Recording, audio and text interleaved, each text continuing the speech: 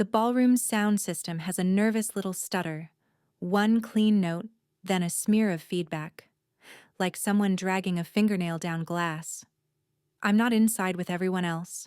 I'm at the edge of it, half lit, where the carpet ends and the service hallway begins, where you stand when you're needed, but not wanted. A speaker on a stand is pointed toward the crowd, and the mic is live because somebody forgot, because somebody always forgets. And my mother's voice slides out of it like she's standing right beside me. Sharp, casual, certain. Stop pretending you're one of us. Just sit there and don't embarrass us. It lands clean. No decoration. No room for misunderstanding. My mother refused. Not later. Not privately. Not with any softening. Right now, through a speaker, in a room full of people dressed to applaud. My mother refused. The first thing my body does is betray me. My fingers twitch like they're trying to unlace something that isn't there. My hand tightens around my phone so hard the case squeaks. Then the screen lights up again, because it hasn't stopped lighting up all night. A voicemail notification I haven't had the nerve to open. The tiny audio icon waits like a held breath. I tap it anyway. A child coughs. Thin, wet. Too deep for a small chest. There's a pause where someone is trying not to panic on the other end of the line. Then the nightlight hum comes through, faint but constant. The kind of cheap plastic glow that makes the dark room feel even darker. And underneath it, a sound I know too well. A bottle cap clicking wrong. Not sealing. That little plastic ratchet that keeps turning when it shouldn't. My kid's medication bottle. Someone put it back wrong, or grabbed the wrong one, or didn't have the strength to focus long enough to check. The cough comes again, and my throat tries to close like it's helping. My breath drops out for half a second. Not a dramatic gasp. Just a blank space. A tiny private free fall. My hands start to shake, and then I stop them. I let the phone go flat in my palm. I let my shoulders settle. I put the air back in my lungs like placing something down gently so it doesn't break. Okay, I say to nobody. Not loud. Just enough that I can hear it and obey it. Not here. Not now. Because the room is still clapping at something. Some speech, some joke, some practiced gratitude. And my mother's voice is still in the air, still amplified, still careless. And people have heard. Not everyone. Not the whole ballroom.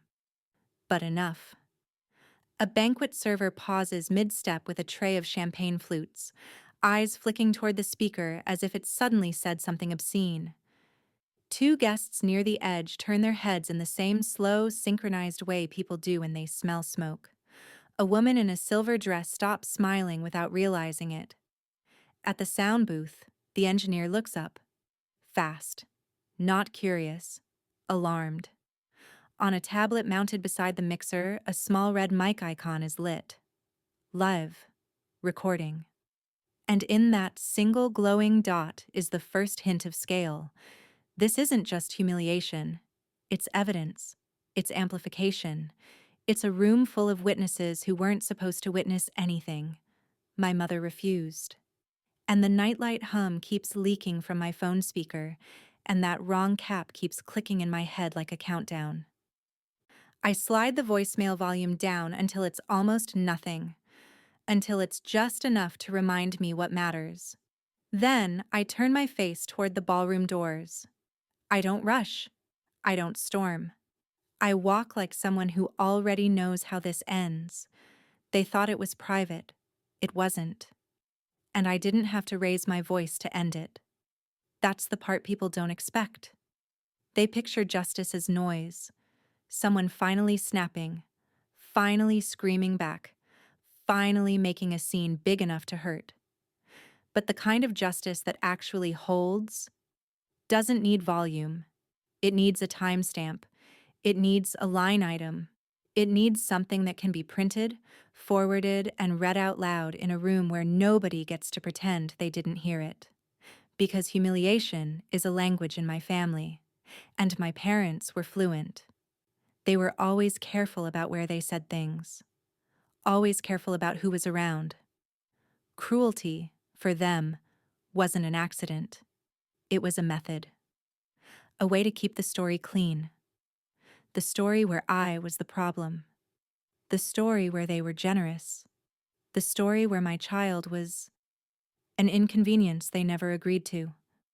And that night at the banquet, my mother slipped. Not in what she believed every word. She slipped in where it landed. A live mic doesn't care about your version. A live mic just tells the truth. Here's what I promised myself in that hallway, with my phone still warm from the voicemail and that wrong bottle cap clicking in my head like a metronome. No revenge. No screaming.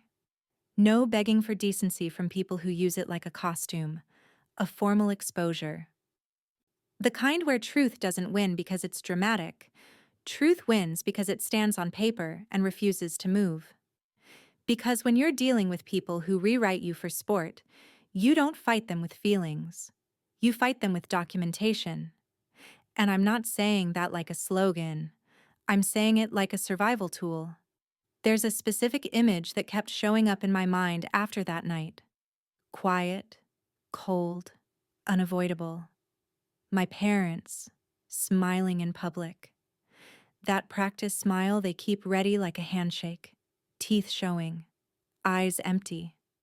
The kind of smile that says, "We're the good people here." And then, just for a second, the smile breaks. Not because anyone yells at them. Because someone reads something out loud. Or because a screen lights up. And the room changes temperature. That's the moment you're staying for. Not a slap. Not a scene. A switch. A public moment where the lie can't breathe anymore. Because here's my stance, and it never changed. Not even when I was shaking in that service hallway. I didn't need them to love me. I needed them to stop lying about me. That line becomes important later. Hold on to it. Love is optional in a family like this. It's the first thing they weaponize. But access, narrative, control, those are the real currencies, and they guard them like heirlooms. So when I say stakes, I don't mean my pride.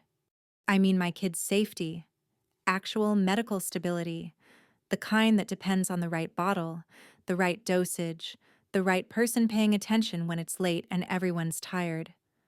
I mean my reputation, the one they were already sanding down in public quietly, so nobody would question why I was on the outside of my own family. And I mean the inheritance, the business, the family narrative, whatever shape it took in our world. Because in families like mine, money is never just money. It's permission. It's leverage. It's who gets to be believed. So when my mother used that mic to do what she thought she'd always been allowed to do, reduce me, shrink me, mark me as less than in front of strangers, she wasn't just insulting me. She was committing an identity crime. She was trying to make it official, and for a moment, it almost worked. For a moment, the panic came. The impulse to rush inside and fix it. Explain it. Smooth it over like I always had. Then I remembered the cough on that voicemail. The cap clicking wrong. The nightlight hum. And something in me went quiet in a way it had never been before. Not numb. Focused. Because if my child needed stability, then I couldn't spend one more year arguing with a lie. I could only replace it. And the thing about replacing a lie is this. You don't have to chase it. You just have to stand still long enough for the truth to arrive. And it will. The truth is, I'm not the kind of person families like mine fear. I'm the kind they use. The reliable one, the caretaker, the logistics person, the quiet fixer who doesn't ask for credit and doesn't need an audience. If something has to get done, I show up. Not the glamorous version of show up, either. The unphotographed version. The version that happens in dim kitchens and parking lots and pharmacy aisles under fluorescent light. People like my parents don't reward consistency, they assign it to you. That night at the banquet, my mother's voice came through a speaker like a verdict, and for a half second my body reacted the way it always did, like the problem was mine to solve. Then I remembered what my life actually looks like when nobody's watching. Because while my parents were adjusting smiles and making rounds, I was doing math. Not theoretical math. Calendar math. Medication math. Rent math. Time between coughs math. My day didn't start with makeup or a speech.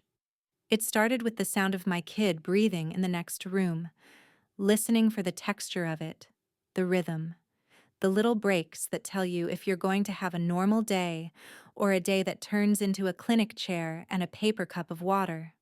I keep a running list in my head like a second pulse: bills due, work shift, pickup times, refill dates, the number for the nurse line, the number for my kid's doctor, the number for the pharmacy that always needs one more hour.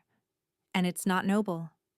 It's just what happens when you're the only adult in the room who treats a child's well-being like something sacred instead of inconvenient. You can tell who someone is by what they do when no one can clap. My phone is full of reminders that aren't dramatic enough to share with anyone. Med, 6 water, new inhaler filter, pay electric, email manager, call pharmacy before they close. I don't miss them, not because I'm superhuman, because missing them has consequences that don't care how tired I am. And there's a rule I follow. I didn't announce it. I didn't negotiate it. I just built my life around it. I don't escalate. I don't threaten. I don't beg. Not because I'm above it. Because I've learned what it buys people like my parents. Noise gives them something to point at. Emotion gives them a narrative. A raised voice is a gift to someone who survives on being the calm one. So I keep moving. I do the next right thing with my hands, even when my chest is doing something else. That's what restraint looks like when it's not a quote on a wall. It's making dinner while your phone fills with messages you don't answer. It's folding laundry while your mother tells people you're difficult. It's showing up to work with sleep still stuck behind your eyes because you were up listening to a cough.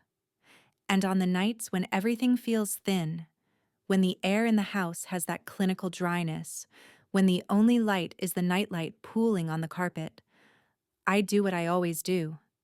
I make it simple. I make it safe. Proof of character isn't a speech. It's a routine. I open the cabinet and I check the bottle labels twice. Not once. Twice. Because exhaustion makes liars out of confident people. I line up the next dose where I can't forget it. I set out a glass of water and watch it catch the nightlight, a faint shimmer on the surface. I check the clock. Then I check it again, like time might change its mind. I write a note in plain ink on plain paper and put it where my kid will see it if they wake up scared. Hey, love. Water is here, I'm right outside. Breathe slow, you're okay. No hearts, no dramatic promises. Just the truth in a calm sentence. The softest things in a house are sometimes the most disciplined. Then I go back to the rest of it. Work emails, bills, schedules. Like my life is a series of doors that only open if I keep my keys in the same place. And that's where the contrast lives. My parents are obsessed with social image the way some people are obsessed with religion. They love rooms. They love introductions. They love being seen. They love the clean parts of family, the ones you can post, the ones you can toast to, the ones that look good under warm lighting. But stability doesn't photograph well. Consistency doesn't get applause. Nobody clinks a glass for the person who remembered to refill the prescription on time. Nobody stands up for the person who stayed quiet so a child could sleep. And that's what I was, long before the mic went live. I was the one who handled the unglamorous necessities while they curated the story. And when my mother said, "Stop pretending you're one of us," what she really meant was, "Stop making it obvious who actually keeps things alive," because I wasn't pretending. I was just doing the work. And here's the part that matters for later, because later is where the flip happens, and it has to feel earned. I didn't want revenge. I didn't even want affection. I wanted my kid safe. I wanted my name clean. I wanted the truth to stop being a toy in someone else's mouth. So I made myself a vow, standing there with my composure rebuilt like a snapped bone set back into place.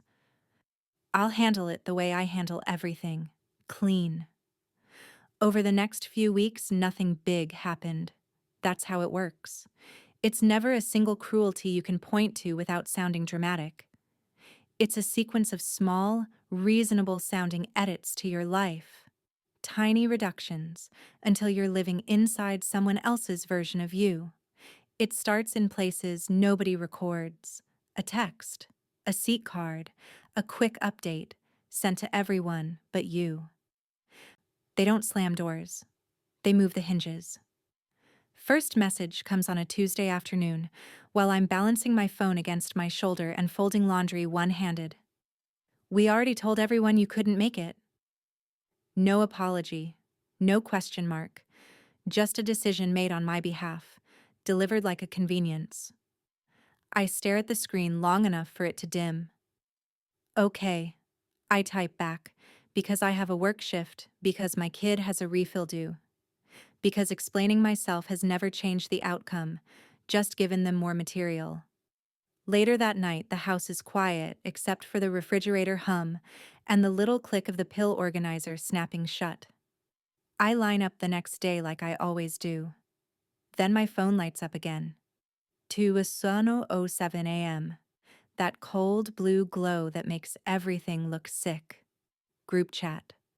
A photo of place settings. My family's name's in looping black ink. My name isn't there.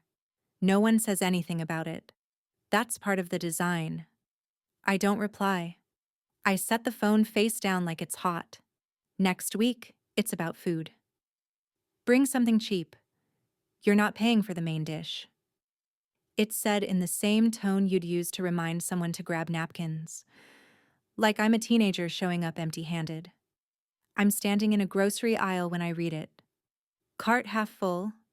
Receipt paper already curling in my mind before it even prints. I look at the price tags the way you look at weather warnings.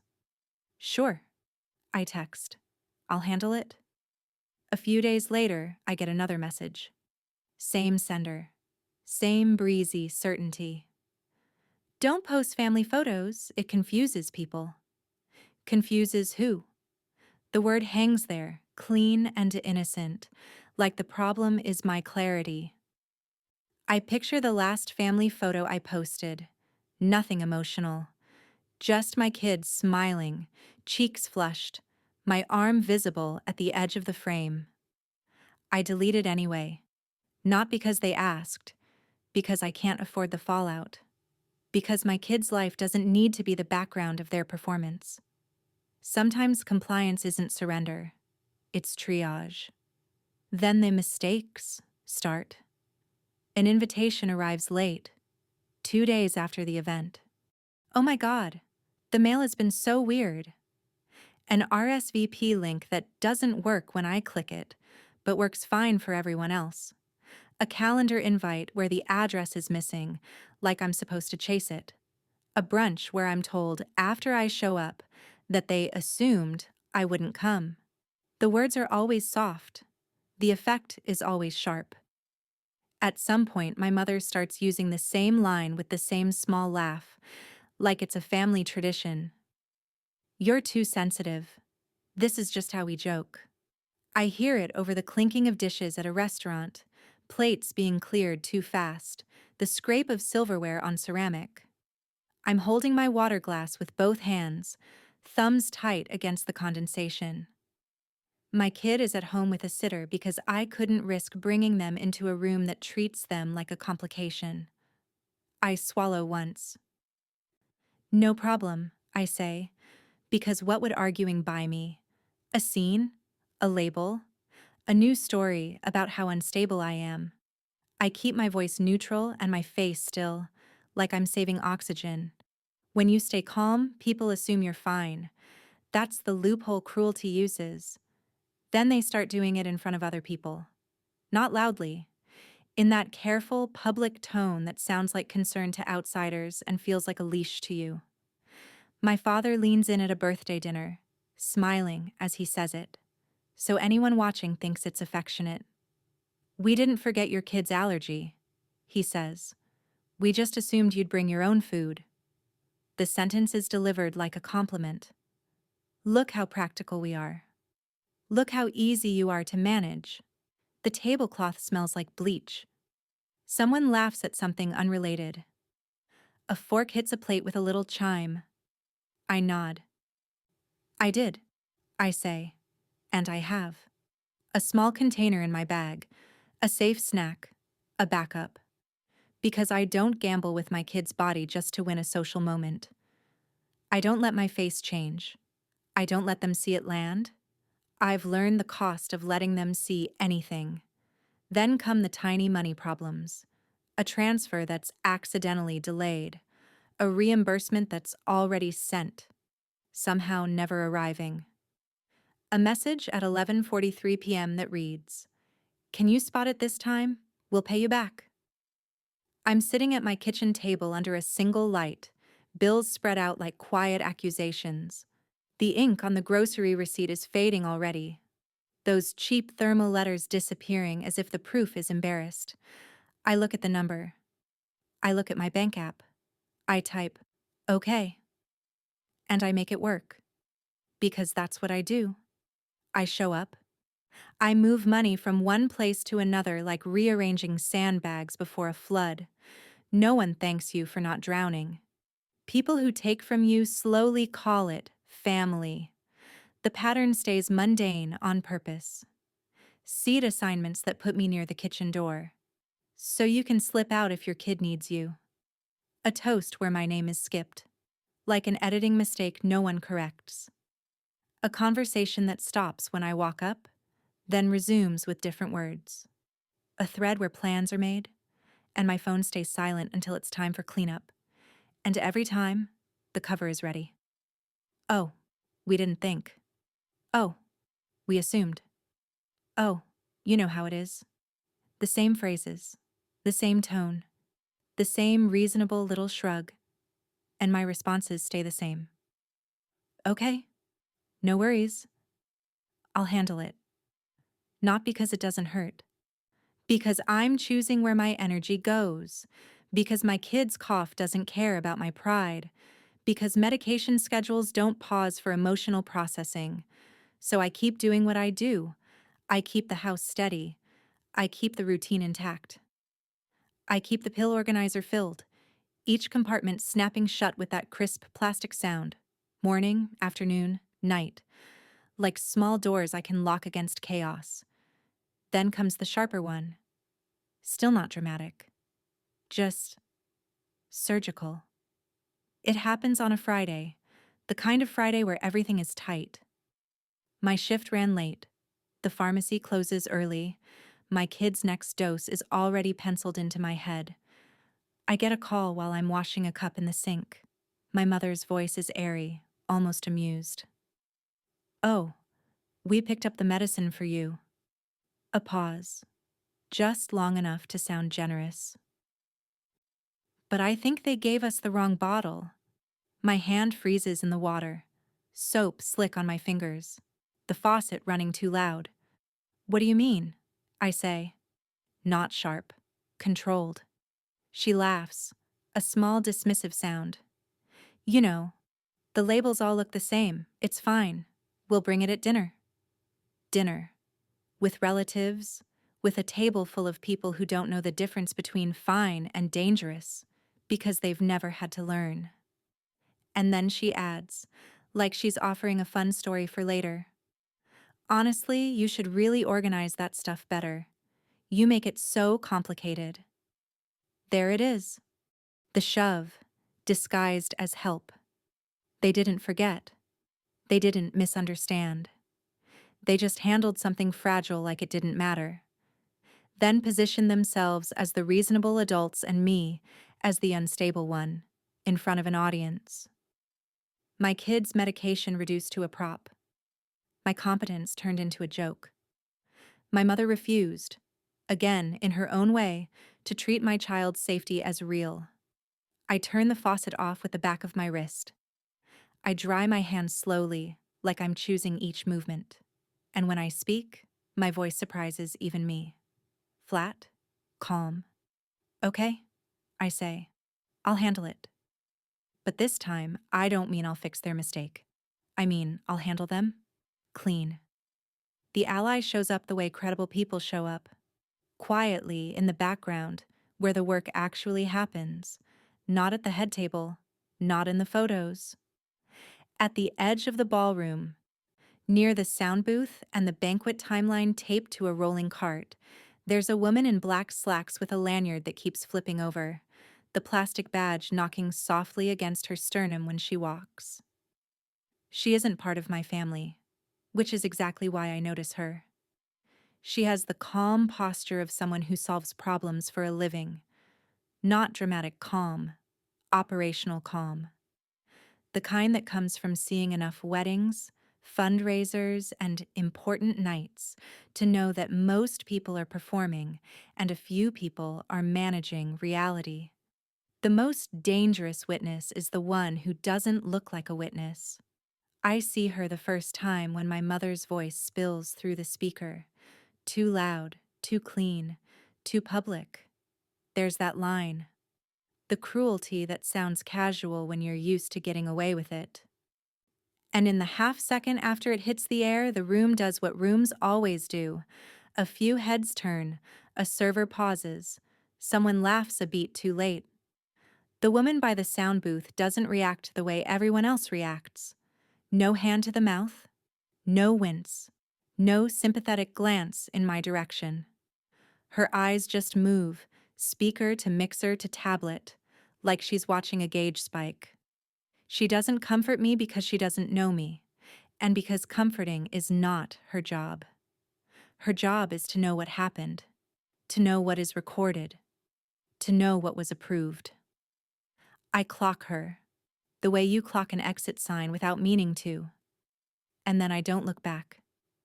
Because I've learned the danger of savior energy, the way it makes you soft in the wrong places, the way it makes you outsource your footing. I don't need a rescuer. I need reality to stay intact. So I keep my face still. I keep my voice low. I keep my hands steady on my phone, like composure is something I can grip. Later, after the speaker has been turned down, after the moment has been swallowed by the next announcement, I see her again near the banquet coordinator's station. She's holding a clipboard and a printout, the seating chart, the same one I saw in the group chat. She flips the paper once, then again. Clean movements, no irritation. She's not angry. She's not invested. She's accurate. She looks toward my mother, who is laughing too brightly at someone's joke, and waits for a gap in the noise the way experienced people do. Then she asks one question. Neutral, administrative, unemotional. Just confirming, this is the seating chart version you approved? It's said like she's asking about chicken versus fish. But the room around that question tightens, because approved means there's a trail, because version means there were drafts, because confirming means someone is about to have to own something out loud. My mother doesn't notice the trap because the trap isn't a trap, it's policy. She answers with that same smooth confidence she uses for everything. Yes, that's the one. A smile, a little nod, a performance of competence. The woman with the lanyard doesn't mirror the smile. She doesn't challenge it. She doesn't add commentary. She just makes a small check mark on the paper. Then she reaches into a folder and slides out another sheet. An invoice, maybe? Or an email printout. Something with headers and dates. She lines it up against the clipboard edge like precision is a habit. No drama, no accusation, just collection. People who lie hate paperwork because paper doesn't care who you are. At the sound booth, the audio tech is saying something under his breath, too quiet to make out, while tapping through a menu. The tablet screen glows briefly, a red icon, a waveform line. The woman glances at it once, then at the tech. Not as a friend, as a professional. She holds out her hand without looking impatient, and he hands her a small printout from the event system. Mic protocol, recording settings. Something official enough to matter later. She tucks it into the folder like it's nothing, like it's routine, like she's done this 100 times, and maybe she has. Because venues don't survive on feelings, they survive on documentation. I notice all of this. I notice it the way you notice weather shifting. Subtle, but real. And still, I don't latch. I don't walk over and pour my story into her hands. I don't ask what she heard. I don't ask if she's on my side, because I don't need a side. I need the facts to exist outside of my parents' mouths. So I do what I always do. I keep moving. I nod politely to no one in particular. I step back into the service hallway. I check my phone again, because my kid's world doesn't pause for my family's performance. The woman with the lanyard closes her folder, clips it shut. The sound is small, decisive. Before she turns away, her eyes meet mine for the first time. Not warm, not cold, simply aware. Then she says one understated line, as if she's logging it internally and moving on to the next task. Noted. I built the file the way I build everything else. Quietly, on purpose, and with clean edges. Not a revenge folder, not a diary, a record. Because my parents didn't just say things, they edited reality. And they did it with the confidence of people who've never been asked to prove anything. When someone lies for sport, the only antidote is a timeline. It started the next morning, before the coffee even tasted like anything. I opened a new folder on my phone. A plain name, nothing emotional, something you could show in court without flinching. Clean file. Inside it, I made sections the way a careful person does when they're tired of being made to look careless. Screenshots, emails, receipts, logs, voicemails, calendar entries, payment confirmations.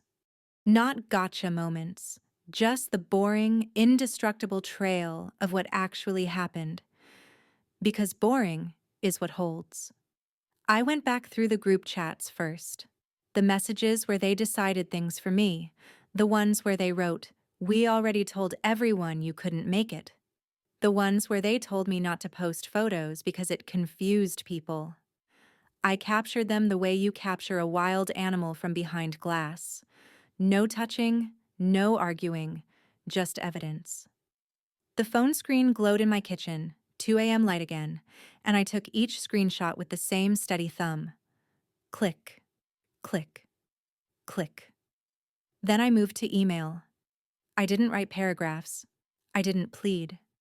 I didn't correct them in public. I wrote one kind of sentence over and over until it became muscle memory. Just to confirm, short, neutral, uninteresting. The kind of sentence that forces the other person to either tell the truth or commit to a lie with their name attached. People who rely on ambiguity panic when you ask for clarity. I let a small lie stand. It was about an invitation, one of their male issues, their innocent shrug. A relative asked me lightly, "Why didn't you come? Your mom said you couldn't." I could have corrected it right there. I could have smiled and set the record straight and watched my mother's eyes sharpen across the table. Instead, I nodded once. I wasn't able to, I said. True enough, I wasn't able to, because I was never given a real chance. Then, later that night, I sent the email. Just to confirm, the invitation was mailed on what date? No accusation, no tone. A question. A trap made of professionalism. She replied within an hour. Oh, we sent it early. You must have missed it. Perfect. A written version, a time-stamped version. Something she chose.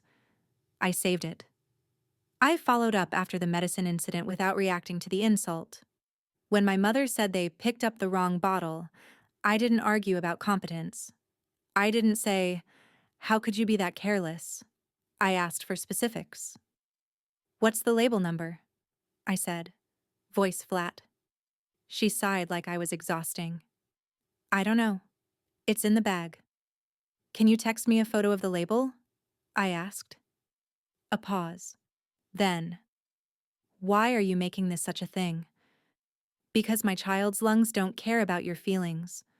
I didn't say that, I said, just so I can confirm it's correct. There it was again. Confirmation, not confrontation. She sent the photo. It was the wrong bottle. And now it wasn't a story. It was an image, a timestamp, a fact. I saved it.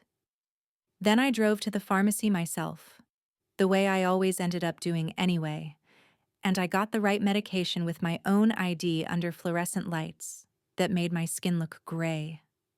The receipt printed warm and thin.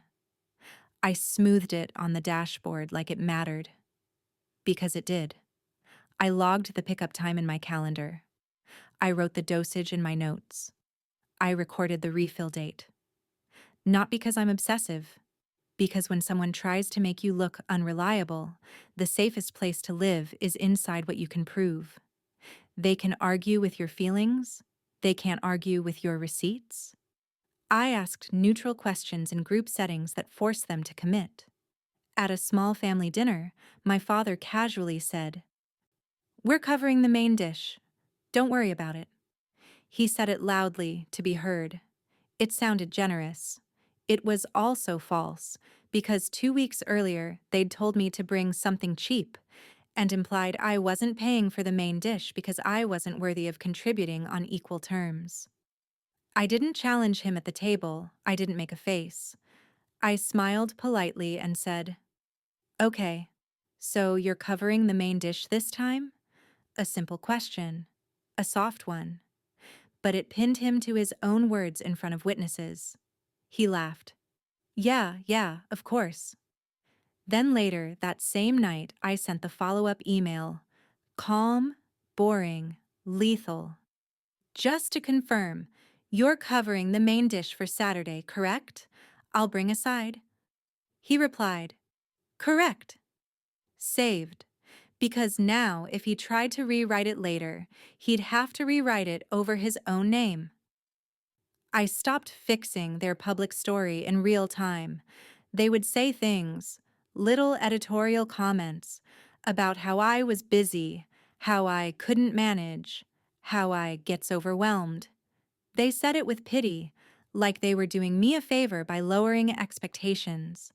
And every time I did something unfamiliar, I stayed quiet, not sulking, not passive-aggressive, just absent from the argument.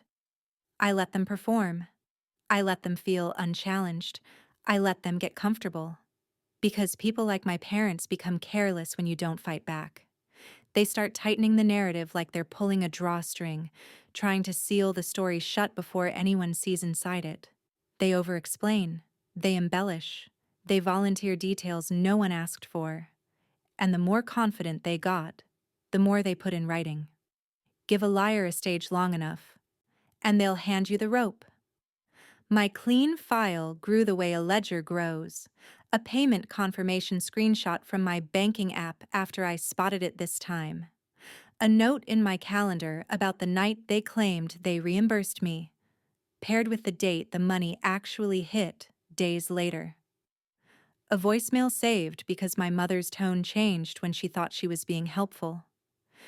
A forwarded email thread where she contradicted herself, first claiming she sent something early, then later claiming she wasn't sure if it went out at all.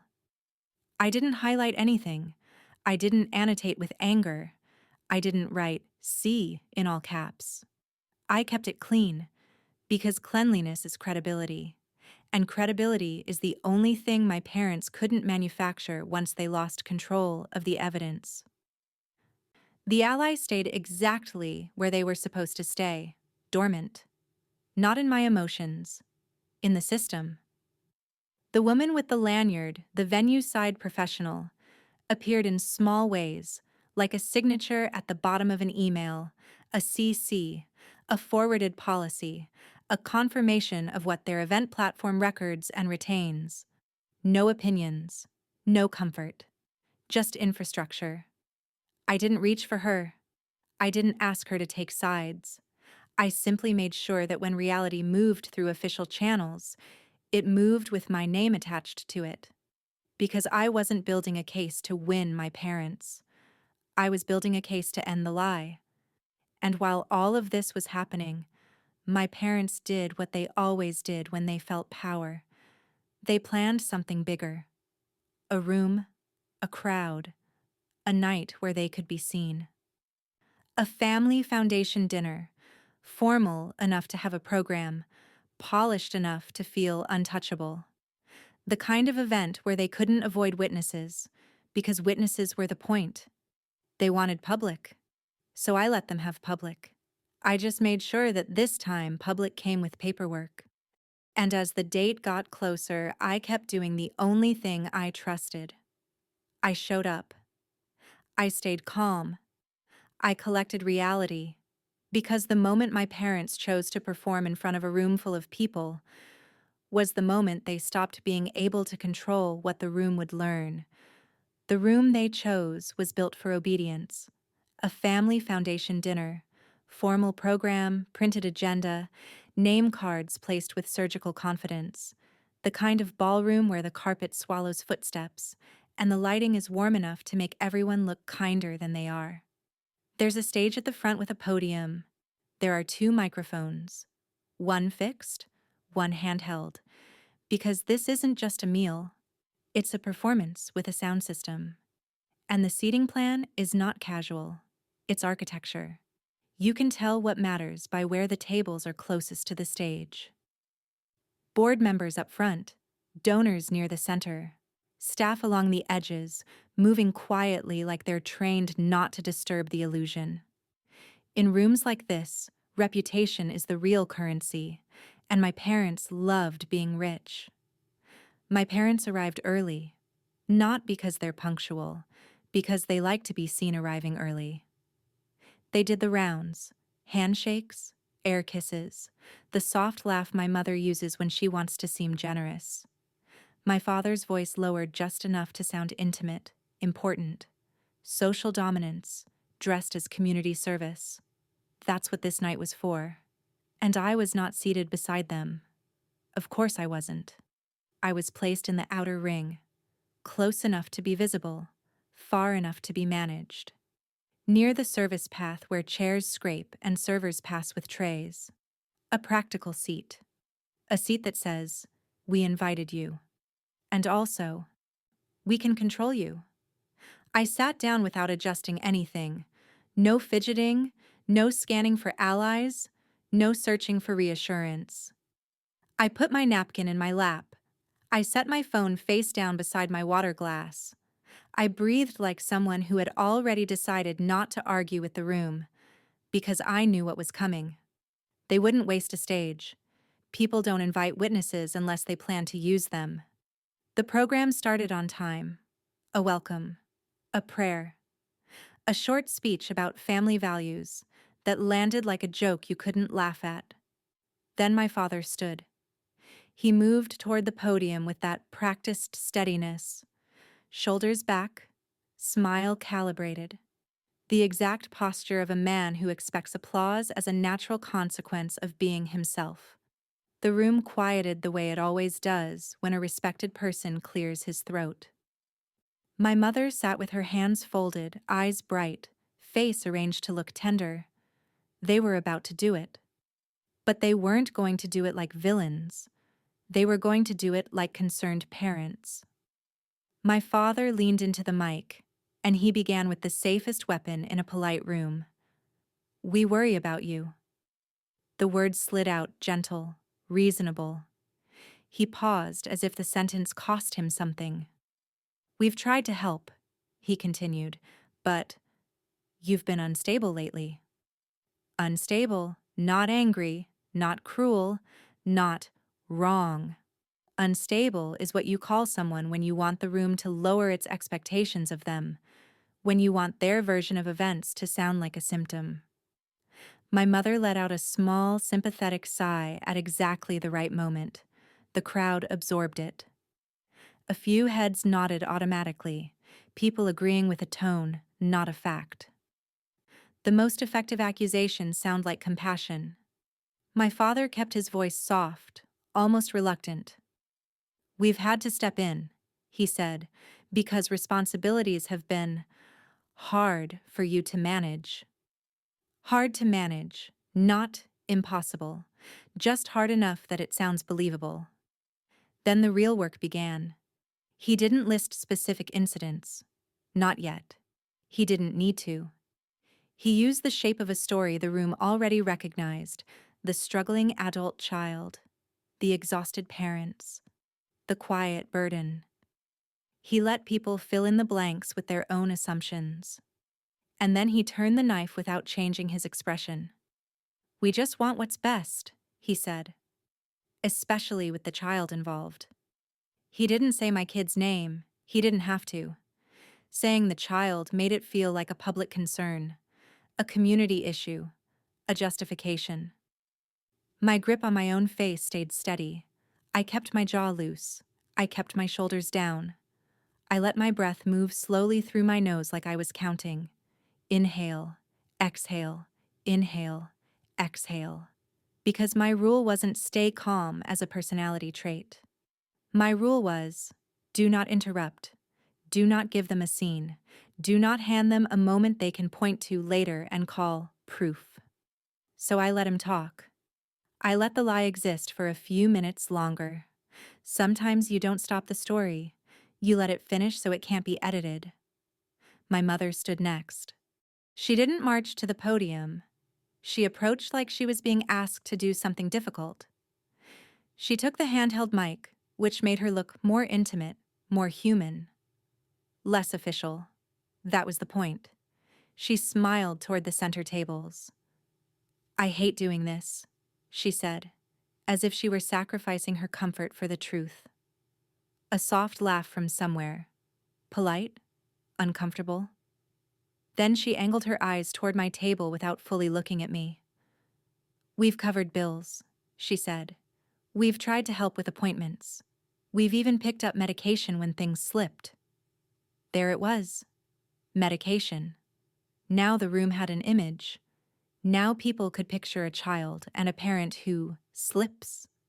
She didn't say, "wrong bottle." She didn't say, "we were careless." She framed it as rescue, as if I was the dangerous variable and they were the stabilizing force. Then she delivered the identity crime accusation with a smile that tried to look sad. And then we get blamed. Blamed.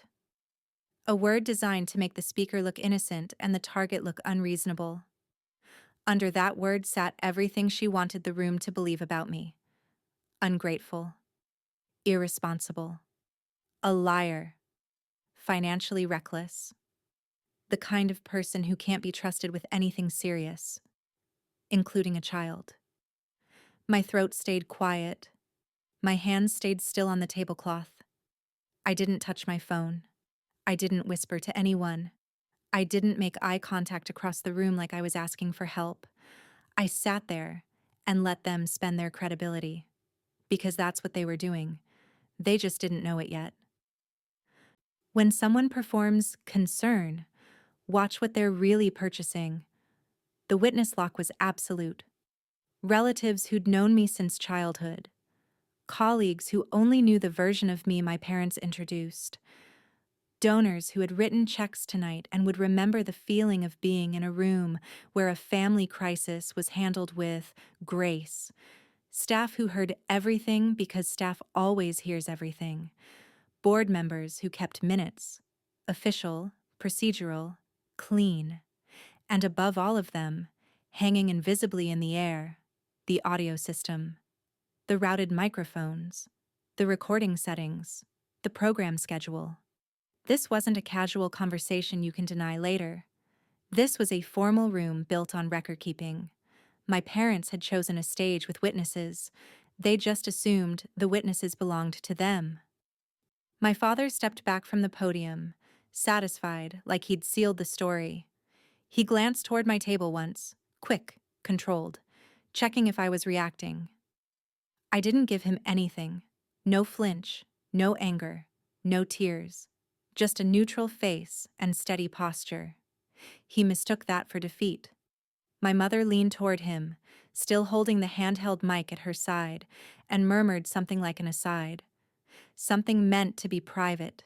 Something meant to be theirs. They had that old confidence again. The confidence of people who believe the room is theirs.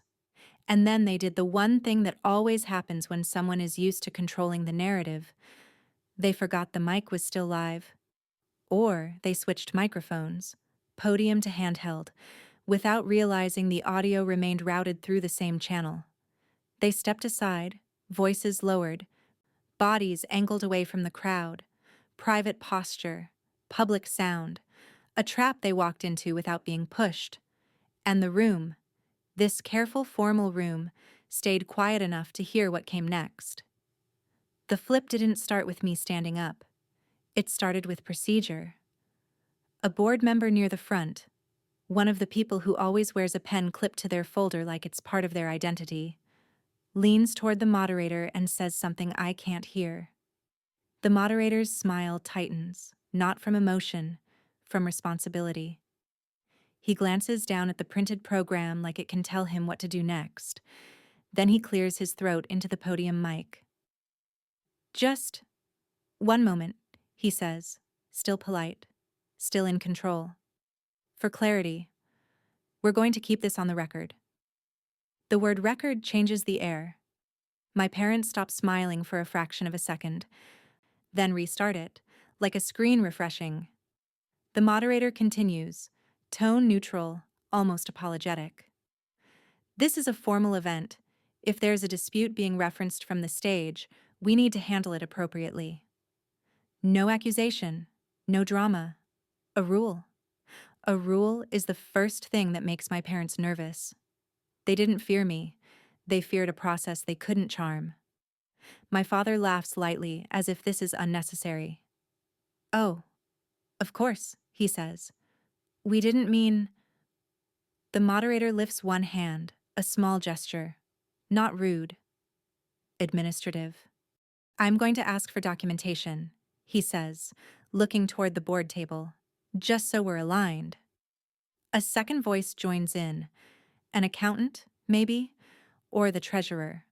Someone who lives in numbers and doesn't decorate sentences. Given what was stated, they say, we should request supporting records, particularly regarding payments and caregiving claims. Payments, caregiving, medication. The exact nouns my parents chose because they thought they were untraceable. My mother's expression stays soft, but her eyes harden a degree. She angles the handheld mic away from her mouth like she's suddenly aware of how microphones work. That's private, she says, smiling as she says it, as if privacy is a moral high ground. We're family. The moderator doesn't argue with her. He simply repeats the framework. This is a foundation event, he says. Calm. We have policies, and we have minutes. Minutes. Paper again. My parents' favorite kind of audience, until the audience starts writing.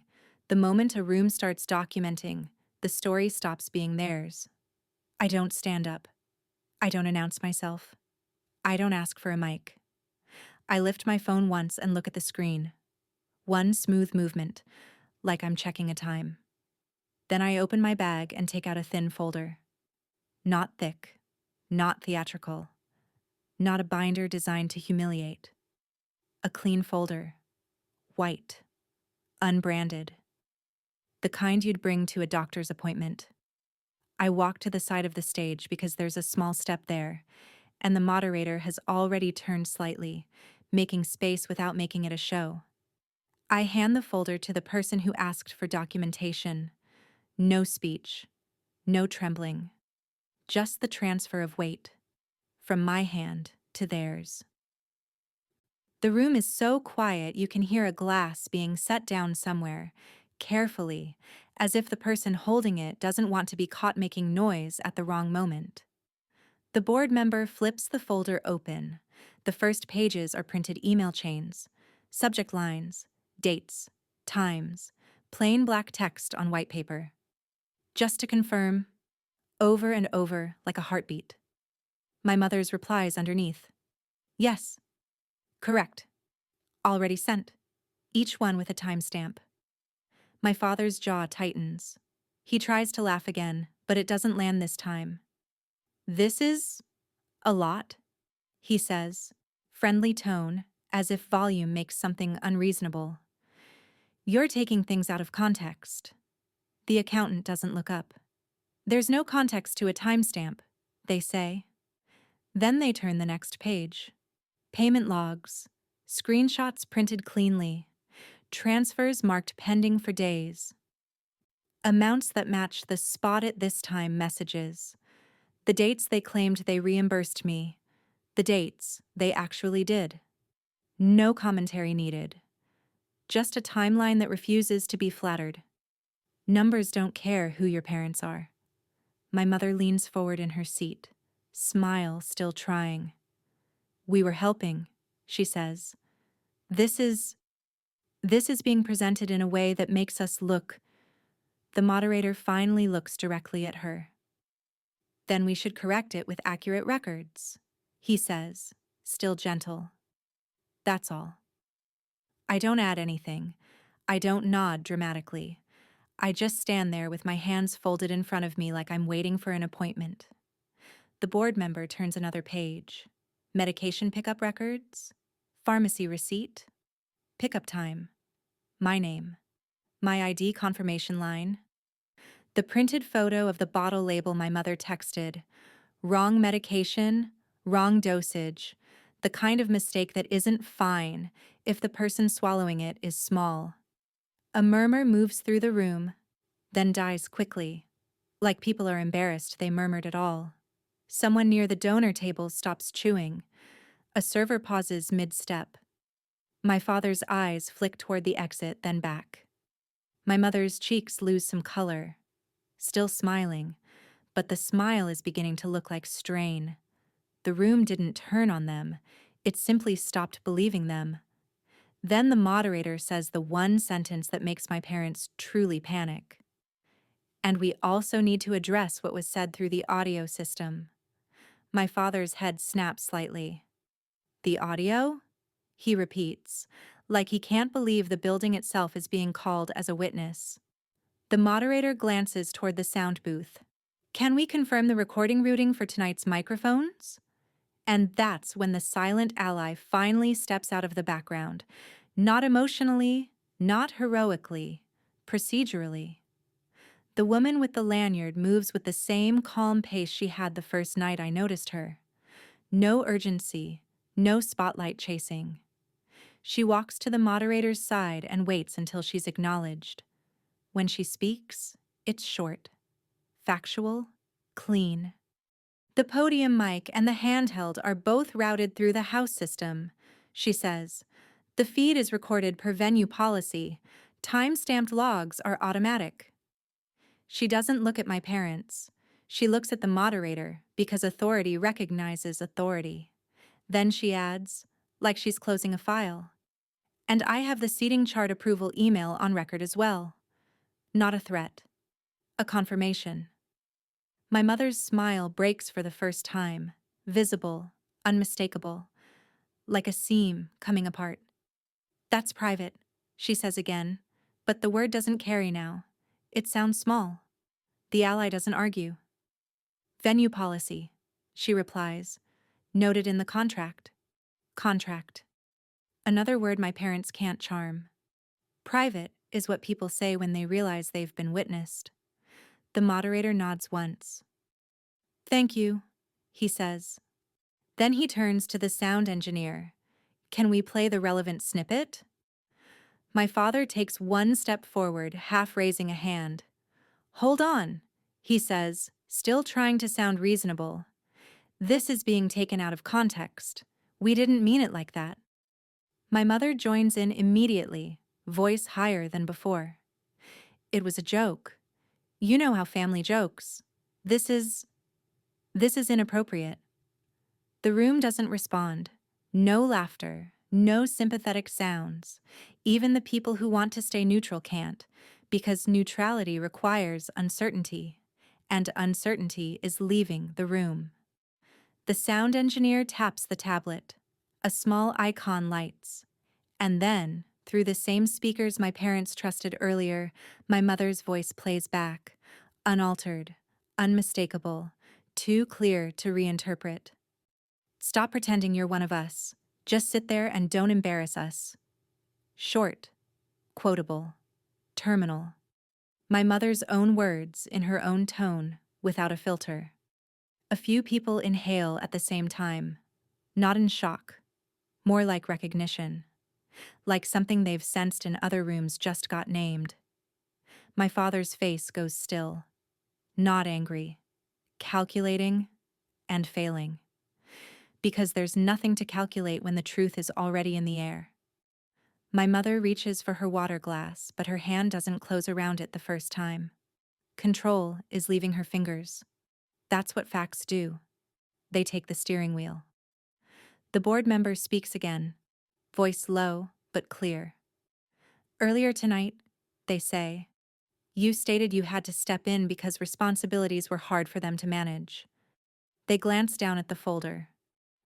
These records show consistent medication pickups by the parent, regular logged schedules, and multiple instances of you misrepresenting arrangements. They don't say lying, they don't need to. The room can do that math on its own. My father tries one last pivot, the oldest escape route in families like ours. You're doing this to us, he says, looking at me now, like if he can provoke me, he can make me the story again. You're trying to embarrass us. I keep my face neutral. I keep my hands still. I let the accusation fall on the floor where it belongs. Then the accountant turns to a page near the back and delivers the final fact dagger, non-cruel, almost polite. One correction, they say. You claimed the reimbursement was sent on the 12th. They tap the paper with one finger. The confirmation shows it wasn't initiated until the 19th. After a follow-up email. A pause. And the seating chart you approved, this version, places them at the service exit. That wasn't an error. No insult. Just the sentence that proves intent. My mother opens her mouth, then closes it. Because anything she says now becomes another item someone can record. And around the room, the shift becomes visible in small, unmistakable ways. A donor who stops smiling at my parents. A relative who looks down at their plate like it suddenly matters. A board member who writes something, calmly, in the minutes.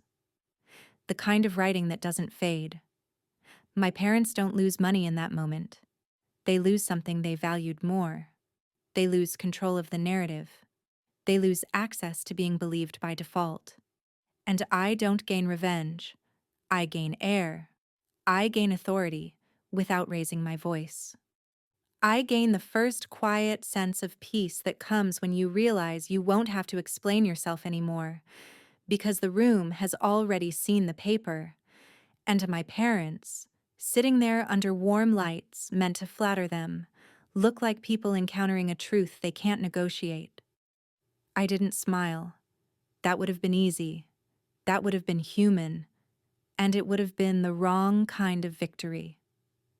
I stood there beside the stage with my hands folded, letting the room settle into what it now knew.